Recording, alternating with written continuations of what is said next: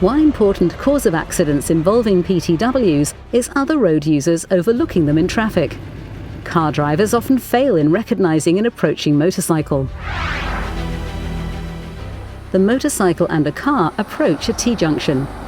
The line of sight is obstructed due to hedges and buildings. Neither the approaching motorcycle rider nor the car driver can see each other.